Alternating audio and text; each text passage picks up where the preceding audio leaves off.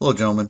I hope you guys learned your parent functions because this video is going to talk about transformations and how we're going to take those parent functions and look at what happens when we change the equation slightly, which will result in horizontal shifts, vertical shifts, reflections, and some stretches. And so let's look at that. We're going to look at a couple different programs here that are going to help us do that.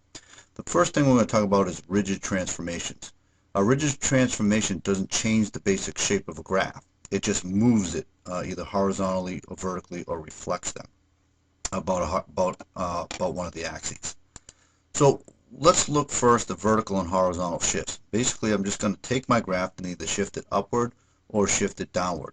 And it's basically going to depend upon my equation and how it's going to change. For example, if I have h of x equals f of x plus c, this plus c is outside my parentheses. These two right here are going to result in vertical shifts.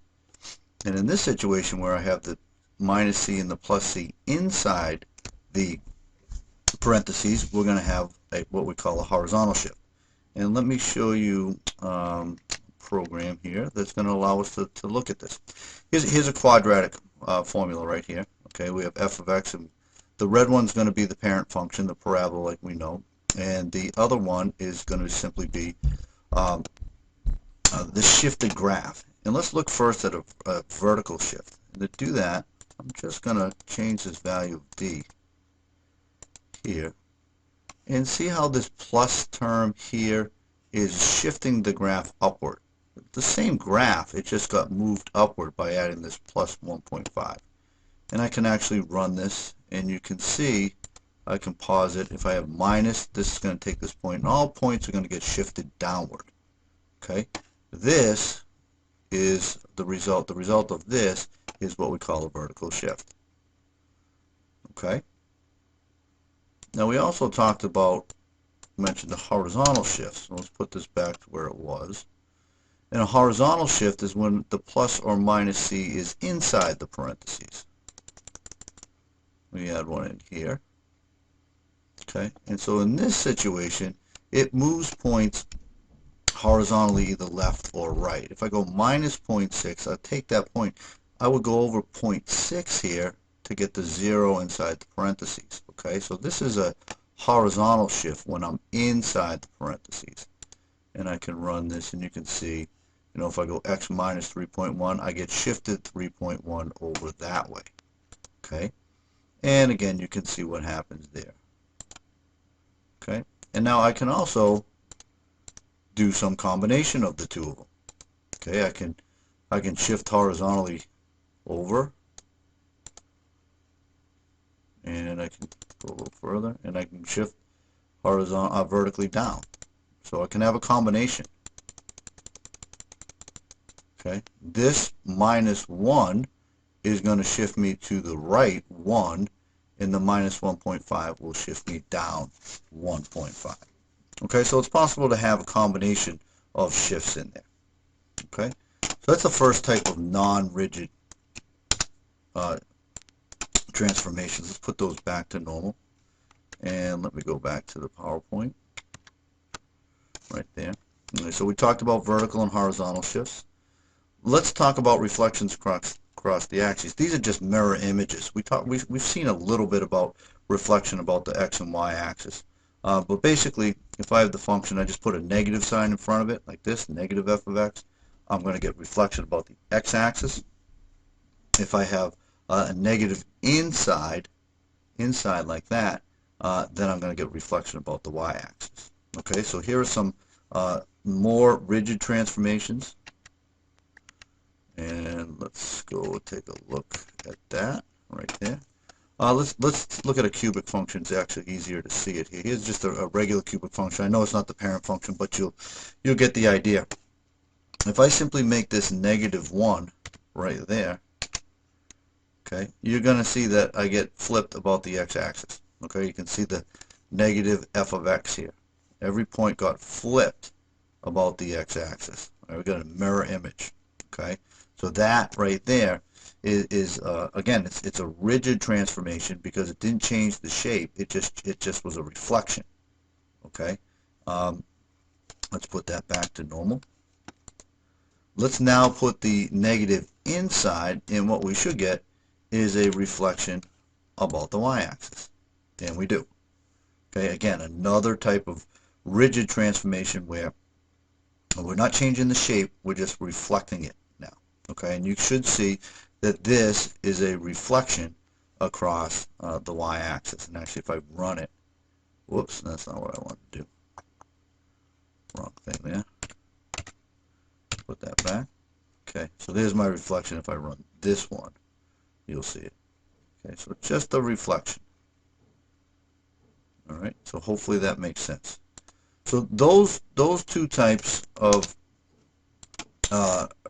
transformations, the horizontal and vertical and the reflections, they're called rigid transformations. Okay, and there's also what we call non-rigid transformations, and they cause the graph to be distorted. And when we have those, we're talking about vertical stretches as one example, where I'm going to take my graph, I'm going to multiply it by some constant c. I can get a vertical stretch, which is like pulling two ends of the graphs together, and that would happen when c is greater than 1. And I can also have a vertical shrink, which means you take the top and the bottom of the graph and sort of squish them together. And that's when c is between 0 and 1 there. Okay, so there's two different situations. We can also have a horizontal stretch where the c is now inside, and we'll have a horizontal stretch if c is between 0 and 1, and we'll have a horizontal shrink if c is greater than 1. So there's some different options here in terms of horizontal and vertical stretching. So let's take a look here. Whoop, I guess it's there. At those situations, and let's put this back to our normal right there. And so let's look at stretching and see what this looks like. If I increase that A, I'm stretching it. I'm stretching this. I got a vertical stretch here. I'm pulling on the ends. Okay, things are happening more quickly. Okay, I'm multiplying this function value right now by 2.1, which is going to make it get even higher. This is an example of a vertical stretch. If I go back the other way, and I go and I put a number in, that's a negative, so we have a little flip here. So let's put this. Now what's happening here is if I'm between 0 and 1, I have a vertical shrink. I'm shrinking down here. And again, there's that 0.5. Okay? So I have a vertical shrink at this point. All right, hopefully that makes sense to you. Let's put this back to 1 and let's put it inside. Let's do something here. Let's look at this. Here's again is our original. Now let's look at our horizontal stretch in our horizontal shrink here. Okay, here's a horizontal stretch. Now I'm pulling this graph horizontally, taking the ends and pulling horizontally. And because C is between 0 and 1, I'm going to have a horizontal stretch here. Okay, if I make it greater than 1, I have a horizontal shrink. Okay, and again, we can make combinations of these. If I looked at this and I said, okay, what's going on here? You would tell me that the 0.9 is going to give me a vertical stretch. You're going to tell me the 1.5 is going to give me a horizontal shrink. Okay. Then if I did one of these, if I added the C, all right, I'm going to get a horizontal shift. Okay. So again, I hope this makes sense. I'm going to have a horizontal shift by 0.8 here. All right, and then again, I could then also stretch it vertically. So I mean, you can do a whole bunch of different combinations of this. I'm going to send you a website that shows you this demo, and I would suggest that you play around with it a little bit so that you get the hang of what these stretches mean, and so that if I gave you a function, you would be able to tell me, you know, this is what's going to happen in this graph. I'm going to have a vertical stretch, I'm going to have a vertical shrink, and then to go from there. Okay, and I'll give you some practice problems, and as always, make sure you guys are emailing me if you have any questions, so that I can answer them and make sure that we're staying on top of the material.